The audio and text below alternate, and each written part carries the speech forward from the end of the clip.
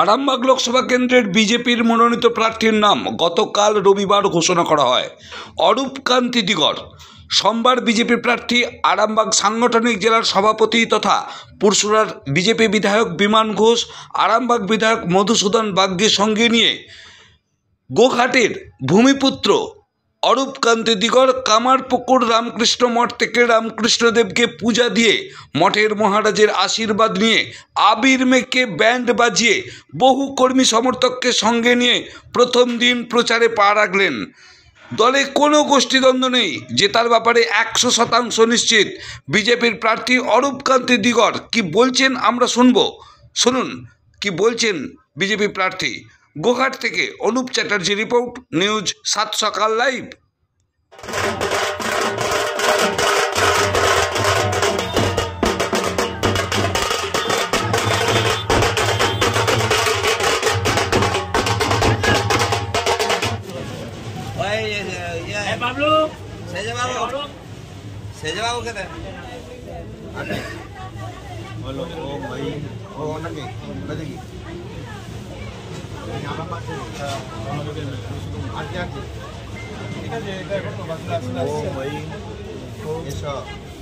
चंदन पुष्पांजलि सर्व देवदेवी स्वरूपाय रामकृष्णाय ओम ऐं ह्रीं एष प्रचंदन पुष्पांजलि सर्व देवदेवी स्वरूपिण्य श्री शारदा देवी नमः।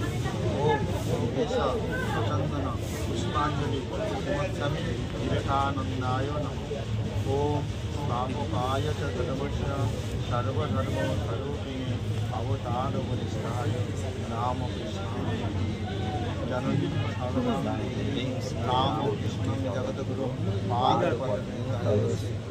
प्रणमामि मुहुर्। नमस्ते विद्याय सुखस्वरूपाय प्रार्थना करो।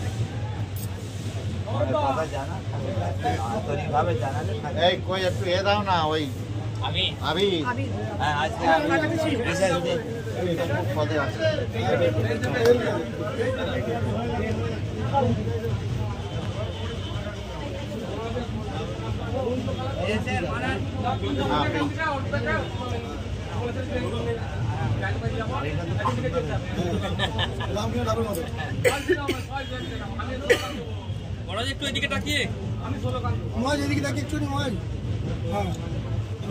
কামারপুকুর মঠে বাবার কাছে দেখা করলাম, আশীর্বাদ চাইলাম যাতে আরামবাগের যেসব দুর্নীতি আছে, যেসব অনুন্নত জায়গা আছে সেইগুলোকে আমরা পরিষেবা দিতে পারি এবং সঠিকভাবে জনগণের পাশে থাকতে পারি।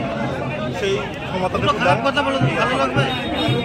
গোঘাটের প্রার্থী তৃণমূলের প্রার্থী চয়েস করেছে তৃণমূল কংগ্রেস, গোঘাটের হাজিপুরে পার্টি। আপনারা গোঘাটের কামারপুকুর কতটা প্রতিদ্বন্দ্বী হয় বলে মনে করছেন? প্রতিদ্বন্দ্বী আমাদের যা দলের যা সিট আছে তাদের প্রতিদ্বন্দ্বী আমরা ভাবছি না। আমাদের দলের যথেষ্ট সিট আছে, আমাদের প্রতিদ্বন্দ্বী একজন হয়েছে ঠিক আছে, কিন্তু আমরা 100% জানি জিতবো এবং জনগণ আমাদের সাথে আছে। কারণ এই মুহূর্তে যেভাবে দুর্নীতি, যেভাবে কাটমানি, এটা জনগণ আমাদের থেকেও বেশি জানে হবে না। সেইটা লক্ষ্য রেখে মানুষ আমাদের কাছে উৎসাহিতভাবে আসছে এবং শুধু ভোটের অপেক্ষা, শুধু ভোটটা দেওয়ার অপেক্ষা আছে, তারপরেই আমরা জয় বলে ঘোষণা। আপনারা কোন ইস্যু নিয়ে লড়ছেন, কোন ইস্যু নিয়ে লড়বেন এই আরামবাগ লোকসভা? দেখুন, ইস্যু প্রচুর আছে, ইস্যু শেষ নেই। কারণ এই সরকারটা তো দুর্নীতির সরকার, আগে দুর্নীতি মুক্ত হোক। নেক্সট, এখানে বিগত স্বাধীনতার পর থেকে সেই ধরনের কোনো উন্নতি বা কোনো শিল্প বা কোনো হসপিটাল বলুন, কোনো কিছু হয় বা মানুষের সেবামূলক কাজের কোনো কিছু হয় যা হয়েছে কারমানি করে খাবো দল করে তখন আমাদের তখন তাকে দেখতে পাওয়া যায়। আর তৃণমূল আমরা যে ছিল তাকে তো মানে ভোটের সময়ও দেখা লোকসভা কেন্দ্রের হেভিওয়েট প্রার্থী তৃণমূলের শাসক দলের বলছে ধোঁয়া দেখা যাচ্ছে, কারখানা হয়েছে। আমাদের সংগঠন নিয়ে আমরা ভাবছি, ধোঁয়া দেখছি, ভালোবাসা দিচ্ছে সেটা তাদের ব্যাপার, আমাদের সংগঠন নিয়ে আমরা হাঁটছি। আপনি কি ভেবেছিলেন প্রার্থী হবেন? অ্যাকসেপ্ট ছিল বই, এবং আমরা বিয়ে করছি, দল ভেবেছি, যেটা দলের উপর নির্ভরশীল করেছি। দল মানে বহু ছেলে দিয়েছিল, তার মধ্যে বেছে নিয়েছে যেটা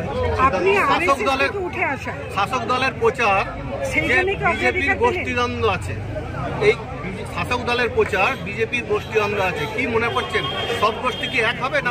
আমাদের কোনো গোষ্ঠীদ্বন্দ্ব নেই, এটা একটা ভুল ধারণা। গোষ্ঠী থাকবে কারণ আমাদের দলের লোকসংখ্যা বাড়ছে, মতবিরোধ একজন হয়তো নিতে পারে, তা বলে এটা গোষ্ঠী নয়। কিন্তু এটা ভাই